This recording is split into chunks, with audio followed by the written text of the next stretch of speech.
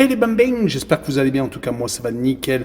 On se retrouve aujourd'hui pour de nouvelles vidéos sur l'Europa League, les huitièmes de finale avec donc 8 rencontres qui se dérouleront le 6 mars avec d'abord l'AZ Alkmaar contre Tottenham, Fenerbahçe ensuite contre Glasgow Rangers, le STEA Bucarest contre Lyon, le choc qui nous intéresse le plus, la Real Sociedad contre Manchester United, Victoria Pilsen contre la Lazio de Rome, Bodo Glimt contre l'Olympiakos le Pirée, l'Ajax d'Amsterdam contre Francfort et enfin l'AS Roma contre l'Athletic Bilbao. Voilà, n'hésitez pas à venir nous rejoindre sur le site VIP, les réseaux sociaux. Tout est à l'écran et en description. N'hésitez surtout pas à mettre vos pronostics, vos critiques positives ou négatives, votre petit pouce et n'oubliez pas de vous abonner pour rejoindre la communauté qui est proche des 19 400. Merci encore. On attaque d'abord par l'AZ Alkmaar contre Tottenham.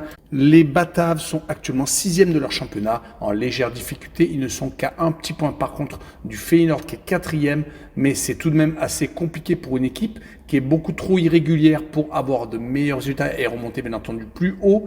Ils ont réussi ces derniers temps à s'imposer quand même à la maison, battant Galatasaray en Ligue Europa, leur permettant de se qualifier pour ces huitièmes de finale. Ils avaient réussi à s'imposer dans la foulée contre le Fortuna Sittard, une équipe en difficulté dans le championnat donc de l'Eredivisie. Ils ont depuis gagné en Coupe des Pays-Bas, mais au penalty, gagnant de justesse, et ils ont par contre perdu leur dernière rencontre à l'extérieur contre Heerenveen. Par contre, en C3 à la maison, ils sont presque imbattables. Ils ont réussi à s'imposer contre Fenerbahçe en saison régulière et également battre l'AS Roma, et ils ont donc étrillé Galatasaray 4-1 lors du barrage pour les huitièmes de finale. Ils avaient également accroché le même club turc, mais c'était en saison régulière, donc vraiment de très grosses performances. Ils vont jouer contre une équipe de Tottenham qui est malheureusement malade, qui est 13e en première ligue, qui vient de perdre à la maison contre Manchester City, qui avait réussi à se redresser légèrement, battant United et également Ipswich Town, mais c'est beaucoup trop faible, surtout qu'en championnat, ils ont perdu beaucoup trop de matchs avec des gros scores comme contre Liverpool 6-3 ou contre Chelsea 4-3. Beaucoup trop de buts encaissés. Ils ont quand même redressé la barre début février avec des victoires à Brentford et à Ipswich Town. Leur bilan à l'extérieur en Ligue Europa, donc lors de la saison régulière, est de 2 victoires à l'extérieur à Ferencváros et à Hoffenheim en Allemagne. Une défaite à Galatasaray seulement et un match nul au Glasgow Rangers. Mais sur ce match-là, je vois l'AZ Alkmaar s'imposer 2-1 et je vois la double chance 1 et une cote à 1,84. On poursuit avec le Fenerbahçe Istanbul contre les Glasgow Rangers, deuxième de la Super League turque. Ils n'ont plus que 4 points de retard sur le premier Galatasaray. Ils seront surtout sur 18 matchs consécutifs sans défaite, toutes compétitions confondues. Ils viennent surtout de se qualifier pour les huitièmes de finale grâce à l'élimination au tour précédent de Anderlecht lors des barrages. On peut même ajouter que sur les 9 dernières réceptions, c'est tout de même 8 victoires. La seule équipe à les avoir accrochées, c'était Lyon, faisant 0-0 le 23 janvier. Leur adversaire du soir, les Glasgow Rangers, viennent de perdre à la maison contre Motherwell, creusant encore plus l'écart avec le leader, le Celtic de Glasgow, qui a maintenant 16 points d'avance. Le titre est bien entendu perdu et acquis pour le Celtic sur les 5 dernières rencontres, toutes compétitions confondues. Ils ont tout de même perdu 3 fois et les 3 fois à la maison. Les 2 seules victoires ont toutes été à l'extérieur, à Hearts et à Kilmarnock. Donc vous l'aurez compris, l'équipe est très irrégulière en Ligue Europa. Ils se sont directement qualifiés pour les huitièmes de finale, s'empêchant la fatigue d'un tour de barrage. Et en phase régulière, ils n'avaient perdu qu'une seule fois en déplacement, c'était à Manchester United, sinon c'était imposé à Malmö et à Nice. Sur cette rencontre, je verrai les Turcs s'imposer 2-1 contre les Écossais avec le plus de 2,5 buts sur le match et une cote à 1,63. On enchaîne avec le match qui nous intéresse le plus, le STEA Bucarest contre Lyon. Le club roumain est en tête, mais qu'avec un petit point d'avance sur l'Université Craiova. Il reste surtout sur 8 matchs consécutifs sans défaite, réussissant à s'imposer lors des barrages, battant à l'aller et au retour le PAOK Salonique. Rappelons que pendant la saison régulière, il n'avait pas été ridicule non plus, ne perdant que 2 matchs contre les Glasgow Rangers et contre Manchester United. Du côté rhodanien, ils viennent de reprendre le chemin de la victoire, s'imposant contre Brest 2-1 sur les 4 derniers matchs. 3 victoires quand même, 2 énormes contre Reims et contre Montpellier, et malheureusement une défaite courte contre le Paris Saint-Germain. Ils ont lutté avec leurs armes comme pouvaient.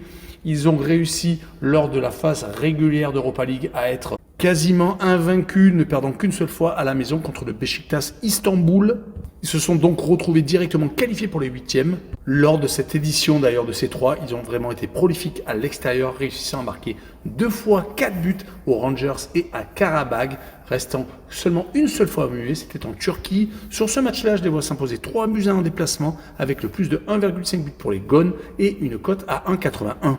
On continue avec la Real Sociedad contre Manchester United, le 9e de Liga contre le 14e de Premier League. C'est vraiment un classement totalement hallucinant pour une des grosses figures du championnat anglais avec Manchester United qui est plutôt irrégulier depuis l'arrivée d'Amorim. Il n'arrive pas à enchaîner de très bons résultats sur les 5 dernières rencontres. Par exemple, toutes compétitions confondues, une élimination en FA Cup contre Fulham après un but partout lors du temps réglementaire et de la prolongation, une défaite à Tottenham, 2 victoires à la maison contre Leicester et Ipswich, des promus et surtout des relégables, et également un match nul à Everton. Donc il y a tout de même beaucoup mieux, mais lors des déplacements en Europa League, lors de la saison régulière, ils avaient été quand même très performants, s'imposant 2 fois sur 4 et faisant 2 matchs nuls à Porto et à Fenerbahçe dans de très belles ambiances. Heureusement qu'ils ont ça, car en Première Ligue, ce n'est pas la même chose, même si ces derniers temps, ils sont un tout petit peu mieux, ils perdent beaucoup moins, mais ils avaient surtout été humiliés énormément de fois à la maison contre Tottenham, contre Bournemouth. Ils vont se déplacer chez les Espagnols qui commencent à prendre de la maturité au niveau européen, qui ont participé à la Champions League la saison dernière, se faisant sortir en 8e de finale par le Paris Saint-Germain. Là, ils sont encore en 8e de finale, mais cette fois-ci de la C3, après avoir réussi à éliminer Midtjylland au tour de barrage. Ils sont actuellement sur 2 défaites consécutives, une élimination en Coupe du Roi par le Real Madrid et ils viennent de prendre 4-0 contre le FC Barcelone. Ils continuent à jouer contre les monuments européens. Là maintenant c'est Manchester United. On notera enfin que lors des 4 dernières réceptions en C3, ils ont réussi à s'imposer à chaque fois marquant au moins 2 buts contre le Dynamo de Kiev, l'Ajax Amsterdam, le PAOK Salonique et donc contre Midtjylland. Sur cette rencontre, je verrai le club anglais s'imposer 1-0 et je verrai la double chance N2 et moins de 3,5 buts sur le match et une cote à 2,14 très intéressante. On poursuit avec le Viktoria Pilsen contre la Lazio de Rome. Le Viktoria Pilsen est 2e du championnat tchèque, à 13 points derrière le leader, le Slavia de Prague. Ils ont eu une période plutôt compliquée où ils se sont inclinés 3 fois fin janvier et début février avec des défaites à chaque fois à l'extérieur contre Bilbao et Ferencváros en Ligue Europa et en championnat contre Olomouc. En phase régulière, une seule équipe est venue s'imposer chez eux, c'était Manchester United.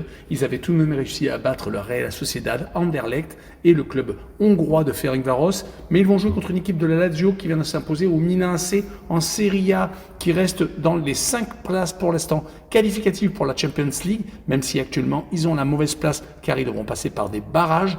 Mais c'est vraiment une équipe qui est très intéressante, qui n'a perdu qu'une seule fois lors des 5 derniers matchs, toutes compétitions confondues, mais c'était la défaite contre l'Inter de Milan, se faisant sortir de la Coupe d'Italie. Mais c'est tout de même une équipe qui en Serie A n'a plus perdu depuis 5 rencontres, mais ils font quand même beaucoup trop de partage de points, 4 sur les 10 derniers matchs de Serie A.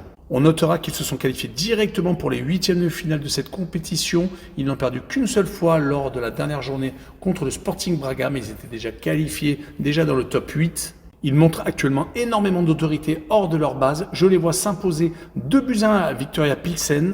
Et j'ai envie de tenter le plus de 1,5 but pour les Laziales avec une cote à 1,93. On poursuit avec Bodo Glimt contre l'Olympiakos. Le Pirée Bodo Glimt est champion de Norvège. Ils sont actuellement dans la trêve hivernale. Ils reprendront le championnat le 30 mars. Donc c'est assez loin tout de même. Ils sont actuellement sur les matchs de compétition européenne. Ils viennent de se qualifier de justesse contre Twente.